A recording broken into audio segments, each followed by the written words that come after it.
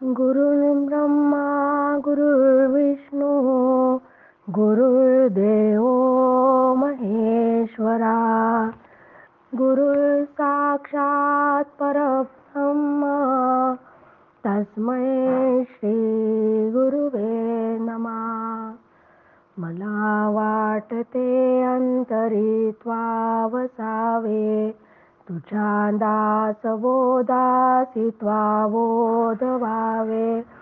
अपत्या परी पाववी प्रेम ग्रासा महाराजया सद्गुरु रामदासा. श्रीराम शुका सारिके पूर्ण वैराग्य जाचे वशिष्ठा परिज्ञान योगेश्वराचे. कवी वाल्मिका सारिका मान्य ऐसा नमस्कार माझा सद्गुरु रामदासा. जय जय रघुवीर समर्थ. सद्गुरु प्रल्हाद महाराज डॉक्टर काका व आदरणीय मंदाताईंना नमस्कार करते. जयश्री ताईंनाही नमस्कार करते. दासबोध अभ्यास वर्गासाठी जमलेल्या तुम्हा सर्व श्रोत्यांना वंदन करते. आज दशक 11 समास 4 विवेक निरूपण. या समासाचे नाव विवेक निरूपण आहे. विच या शब्दापासून विवेक शब्द तयार झाला. विच म्हणजे वेगळे वेगळे करणे. विवेक म्हणजे निवड. अनुकूलाची निवड व प्रतिकूलाचा त्याग केला की विवेक पूर्ण होतो. व्यवहारात जेव्हा जरा विवेकाने काम कर असे आपण म्हणतो तेव्हा निर्णय घेताना साधक बाधक असा विचार करून निर्णय घे हा त्यामागचा हेतू असतो. निर्णय घेण्यासाठी काही विकल्प काही पर्याय समोर असतात. त्यामधून विचार करून योग्य निवड करावयाची असते. व्यवहारासाठी आपल्या हिताचे काय पाहून निर्णय घ्यावा लागतो तसा अध्यात्मशास्त्रातही शाश्वत काय अशाश्वत काय याचा निर्णय करावा लागतो. या समासातही समर्थ सार व असार काय, चेतन जड चंचल निश्चळ काय समजावून घेऊन विवेक करायला सांगतात. श्रीराम समर्थ. श्रीराम ब्रह्म म्हणजे निराकार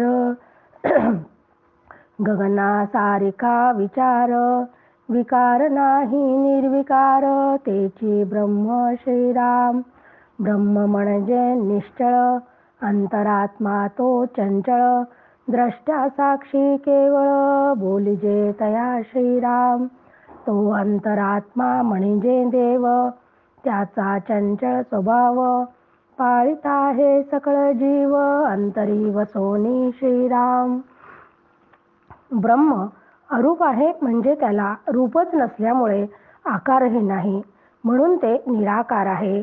अशा अरूप ब्रह्माला आकाशाचा दृष्टांत देतात.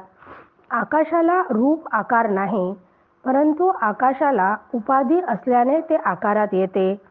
ज्याला ज्याला रूप असते त्याला विकार असतात आणि जे विकारी असते त्याचा नाश होतो.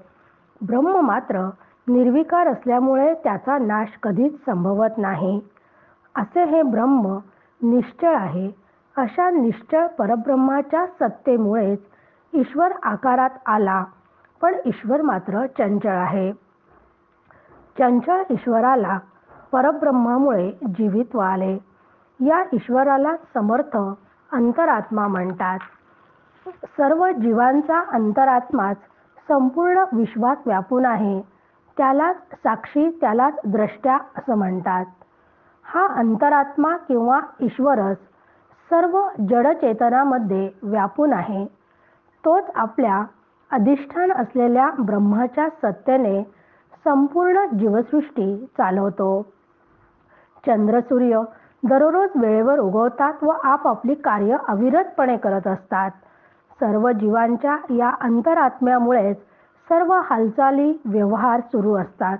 तो ईश्वरच सर्व जीवांच्या शरीरात व्यापून त्यांचे नियमन करतो. म्हणून हा अंतरात्मा किंवा ईश्वरच देव असून त्याला उत्पत्ती स्थिती लय आहे, म्हणून तो चंचल आहे. त्या वेगळे जड पदार्थ तेने विण देह व्यर्थ, तेनेची कळे परमार्थ सकळ काही श्रीराम. या ईश्वराहूनही म्हणजे देवाहूनही जे जे वेगळे आहे ते सर्व अचेतन आहे. जेव्हा देहात हा ईश्वर नसतो तेव्हा देह पण अचेतन होतो. म्हणजे जीव चैतन्य, ईश्वर चैतन्य असे आपण म्हणत असलो तरी चैतन्य एकच आहे. केवळ उपाधीचा भेद म्हणून वेगळे वेगळे नावे समजण्यासाठी दिलेले आहेत. हा ईश्वरच सर्व जीवांच्या हृदयात जाणीव रूपाने विराजमान असतो. जाणीव म्हणजे कळणे, त्यालाच आपण चैतन्य म्हणतो. या चैतन्यामुळे सर्व विषयांचे ज्ञान होते. कर्म मार्ग, उपासना मार्ग, ज्ञान मार्ग, सिद्धांत मार्ग, प्रवृत्ती मार्ग, निवृत्ती मार्ग, देवची चालवी श्रीराम. चंचळ विण निश्चळ कळेना, चंचळ तरी स्थिरावेना, ऐसे हे विचार नाना, बरे पहा श्रीराम. ज्ञान मिळविण्यासाठी आपण अनेक मार्ग अवलंबतो. कर्म आहे, उपासना, ज्ञान हे 3 मार्ग तर आहेतच. त्याशिवाय श्रीगुरु त्याचं मार्गदर्शन करतात. प्रवृत्ती मार्ग आहे, निवृत्ती मार्ग हे सर्व परमार्थाचे मार्ग देवच चालवतो. वेद ही पण ईश्वराचीच निर्मिती आहे. त्यामुळे हे सर्व मार्ग त्या ईश्वरामुळेच अस्तित्वात आले व त्याच्या सत्तेवरच ते जीवाला कळतात. ब्रह्माचे ज्ञान होण्यासाठी माईक बुद्धीची आवश्यकता आहे. ही बुद्धी देहाबरोबरच येते, काही काळ राहते व जाते, कारण ती पण चंचल आहे. असे असले तरी पण नुसत्या बुद्धीने ज्ञान होत नाही. बुद्धी जड आहे, पण ती मुळात अत्यंत स्वच्छ व तेजतत्वाची असल्यामुळे त्या बुद्धीत आत्म्याचे प्रतिबिंब पडते व ज्ञान मिळवण्याची शक्ती तिला मिळते. त्यालाच आपण शास्त्रीय भाषेत चिदाभास म्हणतो. या चिदाभासाशिवाय ज्ञान प्राप्त होत नाही. म्हणून चिदाभास युक्त बुद्धीलाच ज्ञान होते. म्हणजेच निश्चळाचे ज्ञान चंचळाशिवाय होत नाही व चंचळही निश्चळाशिवाय काहीच करू शकत नाही. असा हा गुंतागुंतीचा विचार मात्र नीट समजावून घ्यावा लागतो. त्यासाठी आपण एक दृष्टांत पाहूया की आपल्या घरात वीज येते. घरातील पंखा, लाईट, फ्रीज सगळं काही त्या विजेमुळे आपापले कार्य करत असतात. एक बटन दाबले की पंखा सुरू होतो, बटन दाबले की लाईट सुरू होतात, फ्रीज सुरू होतो. पण बटन दाबण्याचे काम चंचळातील आहे, तर त्याच्या आतील जो वीज प्रवाह आहे तो मात्र निश्चळ आहे. वीज प्रवाह असेल तरच लाईट लागतील, पंखा सुरू होईल, फ्रीज सुरू होईल. पण नुसते बटन दाबल्याने लाईट सुरू होत नाही. त्यात वीज आतमध्ये असायलाच हवी. हे जसे खरे, अगदी तसेच नुसती वीज असूनही चालणार नाही. तिलाही बटन असल्याशिवाय ती सुरू होत नाही. म्हणजे चंचळाशिवाय निश्चळाचे ज्ञान होत नाही. आणि निश्चळाशिवाय चंचळही काही करू शकत नाही. असे दोघेही एकमेकांशिवाय पूर्ण होत नाहीत. म्हणून होत नाही. चंचळ निश्चयाची संधी, तेथे भांबावते बुद्धी, कर्म मार्गाचे जे विधी, ते मग येलीकडे श्रीराम. की आपण पाहिलं की कर्म, उपासना, ज्ञान, प्रवृत्ती, निवृत्ती मार्ग या सर्वांच्या माध्यमामुळेच आपल्याला ज्ञान होते. या माध्यमातून केलेल्या साधनाचे समावेश सगळा चंचळात होतो.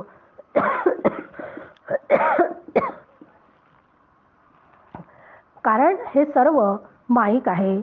जेव्हा साधकाला चंचळ बुद्धिवृत्ती व निश्चळ आत्मा यांच्या संधीच्या ध्यानकाळी शून्यरूपाचा अनुभव येतो, म्हणजे जाणे ब्रह्म जाणे माया अशी अवस्था येते.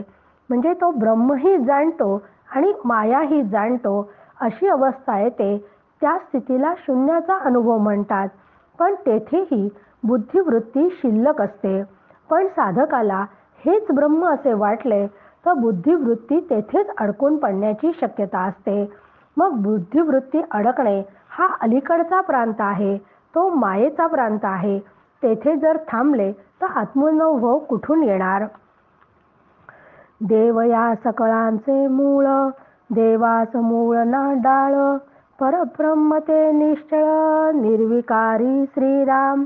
ही संपूर्ण सृष्टी, जीव, बंधन, शास्त्र, साधना, श्रीगुरु, मोक्ष इत्यादी सर्वांचे अस्तित्व मूळ देवच आहे. देवाला मात्र काहीच नाही, कारण मुख्य देव ब्रह्मरूप देव एकमेव अद्वितीय, त्याला आदी अंत काहीच नसून ते अचल असून निर्विकार आहे. म्हणून निर्विकारी ब्रह्म व विकारी माया दोन्हींनाही सारखेच समजणारी बुद्धी हे अज्ञानाचे लक्षण आहे. परमार्थात अज्ञानाला दारिद्र्य म्हटले जाते. अशा अज्ञानांची बुद्धी शास्त्र विचारांना तिलांजली देते. सकळ परमार्थासी मूळ, पंचीकरण महावाक्य केवळ. तेची करावे प्रांजळ, पुन्हा पुन्हा श्रीराम. म्हणून परमार्थशास्त्राचे वर्म असलेले पंचीकरण महावाक्य विवरण म्हणजे शास्त्रशुद्ध, या सगळ्यांचा शास्त्रशुद्ध अभ्यास पुन्हा पुन्हा करावा लागतो. त्याशिवाय असे गुंतागुंतीचे विचार समजत नाही. पहिला देह स्थूळ काया, आठवा देह मूळ माया. अष्टदेह निरसलिया, विकार कैसा श्रीराम. की आपण शास्त्राचा अभ्यास केल्यावर नेहमी म्हणतो की देहाला जे 4 शरीर आहेत आणि ईश्वराला पण 4 शरीर आहेत. मग या 4 देहांचा म्हणजे स्थूलाच्या 4 देहांचा आणि सूक्ष्माच्या 4 देहांचा निराश केल्याशिवाय आपल्याला ब्रह्मज्ञान होत नाही. मग अशा 4ही देहांचा जेव्हा आपण निराश करतो, मग निराश केल्यावर माया आणि विकार उरतीलच कसे? या कारणे विकारी, साचा ऐसी बाजीगरी. एक समजे एक खरी, मानिता हे श्रीराम. कारण स्वस्वरूपाचे ज्ञान नाही म्हणून दृश्य पदार्थ जे विकारी माईक आहेत त्यालाच सामान्य माणूस सत्य समजतो व त्या भ्रमातच राहतो. आणि जे सत्य नाही त्याला सत्य समजून बसल्यामुळे जीवनात त्याला दुःख भोगावे लागते. पण जो ज्ञाता असतो तो माईक पदार्थांचे मिथ्यत्व जाणतो आणि अज्ञानी मात्र माईक पदार्थांनाच सत्य समजतो. उत्पत्ती स्थिती संहार या वेगळा निर्विकार. कळायासाठी सारासार, विचार केला श्रीराम.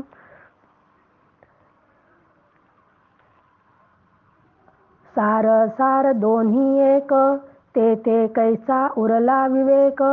परीक्षाने न तिरंक, पापी करंटे श्रीराम. की ज्या ज्या पदार्थांना जन्म असतो ते काही काळ टिकतात व नंतर नष्ट होतात. म्हणजेच माईक पदार्थांना उत्पत्ती स्थिती व लय असतो. ते पदार्थ सगळे विकारी असतात. आपले घर, घरातल्या सर्व वस्तू, एवढेच नाही तर घरात राहणारी माणसे या सगळ्यांना विकार असतात.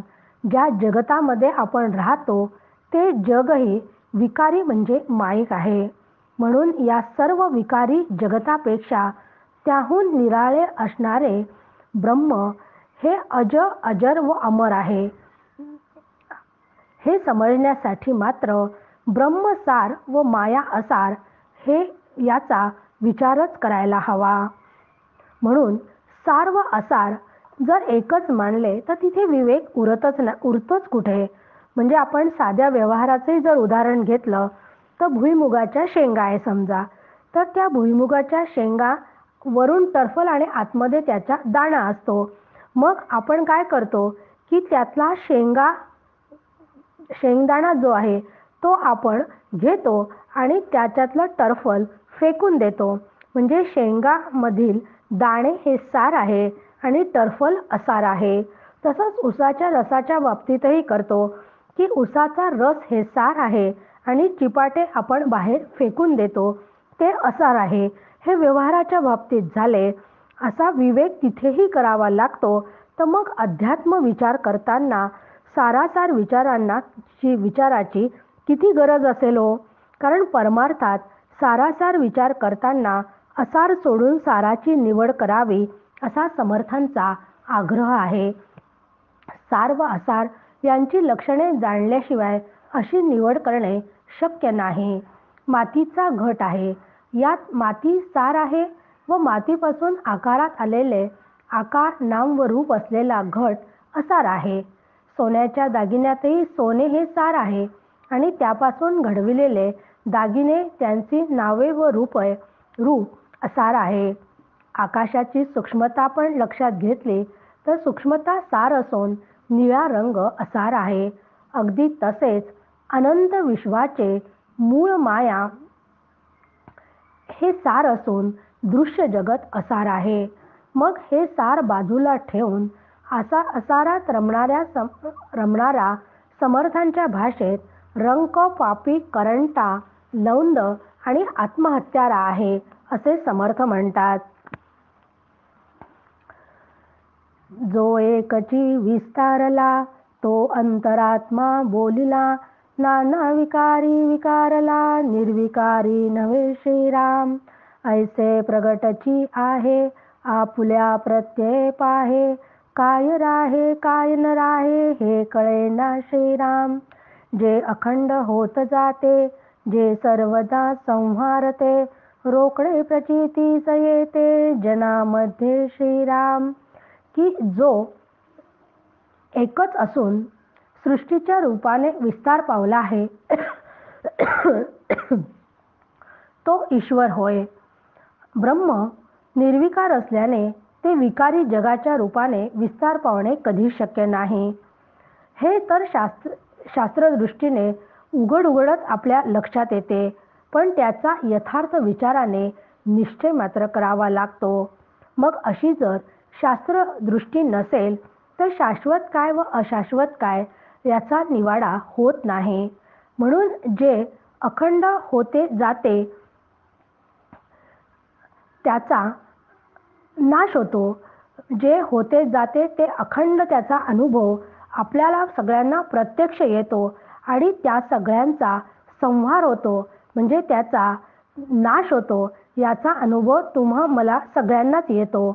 म्हणून एक रडे एक चरफडी एकांची धरी नरडी एकमेका झोंबती बराडी दुक्कळले जैसे श्रीराम.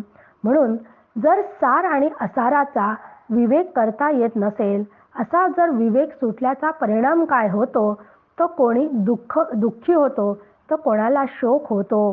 कोणी दातोट खातात तर कोणी दुसऱ्याची नरडी धरतात. कोणी दुष्काळ पडल्याप्रमाणे एकमेकांवर भिडून सगळी लुटालूट करतात. मग हे असे होण्याचं एकच कारण आहे. नाही न्याय नाही नीती ऐसे हे लोक वर्तती आणि अवघेच सार म्हणती विवेकहीन श्रीराम. धोंडे सांडून सोने घ्यावे माती सांडून अन्न खावे आणि अवघेची सार म्हणावे बाष्कळपणे श्रीराम. की जेव्हा न्याय नीतीची तमा न बाळगणारे लोक समाजात असतात तेव्हा ते असेच वागणार आहे. त्यांना दुःखाचे तडाखे बसणार आहे. तेच एकमेकांमध्ये भांडणार आहेत. एकमेकांची प्रसंगी नरडी दाबणार आहेत. पण सर्व खलविदम ब्रह्म या मंत्राचा आधार घेऊन सर्वच सार आहे असे हे लोक अविचाराने म्हणतात. कारण सर्व ब्रह्म आहे हा सिद्धांत आहे. पण अविद्येच्या साम्राज्यात हा सिद्धांत खरा असला तरी तो फसवा आहे. कारण व्यवहारामध्ये आपल्याला व्यवहारासारखेच वागावे लागते. म्हणजे समजा जर व्यवहारामध्ये दगडधोंडे पण समोर आहेत तर दगडधोंडे टाकून आपण त्यातलं सोनच घेतो. तसंच जेवताना माती पण आहे आणि अन्न पण आहे. तर जेवताना माती न खाता आपण अन्नच खातो व तरीही सर्व त्याला जर सगळंच सार आहे असं लोक समजत असतील तर ते कदापि शक्य नाही. तिथेही आपल्याला विवेकच करावा लागतो की मातीचा त्याग करायचा आणि अन्न खायचा, ही तर सर्वसामान्य गोष्ट आहे.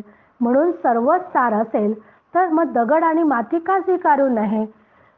अज्ञानी लोकांना असं वाटते ना की सर्व खलविदम ब्रह्म, म्हणजे ते त्या वाक्याचा अनर्थ करतात, अविचाराने त्या वाक्याचा उपयोग करतात, म्हणून असं त्यांच्या बाबतीत घडते. पण असं करणं ही निव्वळ बडबड आहे. म्हणून हा विचार करावा, सत्य मार्ग तोची धरावा, लाभ जाणून घ्यावा विवेकाचा श्रीराम. सारगार एकची सरी, तेथे परीक्षेस कैसी उरी, या कारणे चतुरी परीक्षा करावी श्रीराम. येथे परीक्षेचा अभाव, तेथे दे घाव ये घे घाव, सगट सारिका स्वभाव लौंदपणाचा श्रीराम. घेव ये तेची घ्यावे, घेव नये ते सोडावे, उंच नीच ओळखावे, या नाव ज्ञान श्रीराम. की म्हणून सार काय असार काय आहे याचा व्यवस्थित विचार करून आपल्या शाश्वत हिताचा मार्ग धरावा. सार व असार विवेकाचा लाभ आहे म्हणून तो स्वीकारायचा. जर हिरा व गारगोटी यांची किंमत सारखीच समजणाऱ्याला परीक्षेसाठी काही उरतच नाही. म्हणून चतुराने आधीच परीक्षा करून कोणचा हिरा आणि कोणची गारगोटी हे ओळखून घ्यावे. जेथे परीक्षा करण्याची अक्कलच नसते तिथे भांडणे झाल्याशिवाय राहत नाही. तेथे दे घाव घे घाव असं समर्थांनी म्हटलं आहे. तेच सांगतात आहे की तेथे गुद्दागुद्दीच होणार आहे, म्हणजे मारामारीच होण्याची शक्यता आहे. सर्व सरसगट सारखे मानल्यानं मूर्खपणाच पदरी पडतो. म्हणून जे घेण्यासारखे असते तेच घ्यावे आणि जे टाकण्यासारखे असते तेच टाकावे. मौल्यवान व हलके याची पारख करणे हेच ज्ञान होय. संसार सांतेस आले, एक लाभे अमर झाले, एक ते करंटे ठकले, मुद्दल गेले श्रीराम. की जसं लहान मुलांना जर आपण बाजारात नेले तर बाजारात घेऊन जातो आपण मुलांना, तेव्हा तेथे अनेक खाद्यपदार्थ, अनेक प्रकारची खेळणी, कपडे पाहून तो तेथे रमतो व जे दिसते ते सर्व आपल्याला पाहिजे असे त्याला वाटते. अगदी तसेच या मिथ्या जगतातील नाम व रूप आकाराला असणाऱ्या सगळ्या सृष्टीत माणूस रमतो व त्यालाही खरे शाश्वत सुख सोडून अशाश्वत सुख मिळवण्यासाठी धडपड त्याची सुरू असते. अशा माईक सृष्टीत रमलेले करंटे लोक त्यामुळे फसतात व त्यांना मिळालेला मनुष्य जन्म फुकटच घालवितात. पण त्यातील काही विवेकी लोक मात्र संसाराच्या या बाजारात न अडकता मी ब्रह्म असा अनुभव घेऊन अमृतरूप होतात. जाणत्याने ऐसे न करावे, सारतेची शोधून घ्यावे, असारते जाणून त्यागावे, वमक जैसे श्रीराम. ते वमक करी प्राशन, तरी ते श्वानाचे लक्षण, तेथे सुचिस्मंत ब्राह्मण, काय करी श्रीराम. म्हणून शहाण्याने असे न करता सार विचारचा स्वीकार करावा व असार मात्र उलटीच्या अन्नाप्रमाणे टाकून द्यावे. कारण उलटीचे अन्न खाणारे हे कुत्रे असतात, हे कुत्र्यांचं काम आहे. म्हणून एखाद्याने तेच खायचे ठरवले तर पवित्र ब्राह्मणाने काय करावं, तो काहीच करू शकत नाही. म्हणून तो ते खाणाऱ्यांना थांबवू शकत नाही. म्हणून विवेकानेच आपणच विचार केला पाहिजे की सार काय आणि असार काय, आणि असा विचार ज्ञानी लोक करतात. जे ही जैसे संचित केले, तयास तैसेच घडले, जे अभ्यासी पडोन जडले, ते तो सुटे ना श्रीराम. एक दिव्याने बक्षिती, एक विष्ठा साविडिती, आपल्या वडिलांची घेती, स्वाभिमाने श्रीराम. म्हणून अनेक जन्मात जे कर्म केलेले असेल त्यानुसार चालू जन्मामध्ये बुद्धी काम करत असते व त्याच सवयी जीवाला लागलेल्या असतात, त्या सुटतच नाही. म्हणून कोणाला पक्वान्नाचे सुग्रास भोजन मिळते तर दुसरे अन्नासाठी उकिरडेच फुंकत राहतात. त्या दोघांनाही आपापल्याचा कुळाचा अभिमान मात्र फुकटच असतो. असो विवेके वीण बोलणे तितुका क्षीण, कोणी एके श्रवण म्हणन केलेची करावे श्रीराम. म्हणून एकूण विचार केला तर लक्षात येते की विवेकाशिवाय केलेला विचार व कृती हा केवळ क्षीण होय. म्हणून प्रत्येकाने अध्यात्मशास्त्राचे श्रवण व मनन पुन्हा पुन्हा करीत जावे. कारण श्रवणात फलव्याप्ती आहे, मननात वृत्तीव्याप्ती आहे, तर निधिध्यासनामध्ये मिश्र व्याप्ती असते. परमार्थ साधनाचे फळ म्हणजे जीव ब्रह्म ऐक्य असून त्यामुळेच मोक्ष मिळवणे शक्य होते. मग त्या मोक्षासंबंधी फळासंबंधी अंतःकरण वृत्ती सतत गुंतलेली राहते. सर्व विषय म्हणजे आत्म्याविषयीच संशयरहित शंका निरसन होईपर्यंत समजावून घेतो त्याला फलव्याप्ती म्हणतात. मननामध्ये जीव व ब्रह्मक्य सांगणारे जे महावाक्य आहे तत्वमसी, त्यातील तत् आणि त्वम याचा असी पदाशी संयोग करणारी म्हणजे अभ्यास करणारी जी वृत्ती तिने अभ्यास व्यापलेल्या असल्याने मननामध्ये तिला वृत्तीव्याप्ती म्हणतात. तर अभ्यास साध्य होताना कधी फलव्याप्ती तर क्वचित वृत्तीव्याप्ती असा चढउतार होतो तेव्हा त्या वृत्तीला मिश्रव्याप्ती असे म्हणतात. असे श्रवण मनन निधिध्यासनाच्या क्रमाने गेले की अभ्यासाच्या शेवटी जेव्हा व्याप्त व व्यापक संबंध नाहीसा होतो तेव्हा आत्मज्ञान होते. आपणही आपल्या वृत्ती याच पद्धतीने आत्मकार करण्याचा प्रयत्न करूयात. जय जय रघुवीर समर्थ.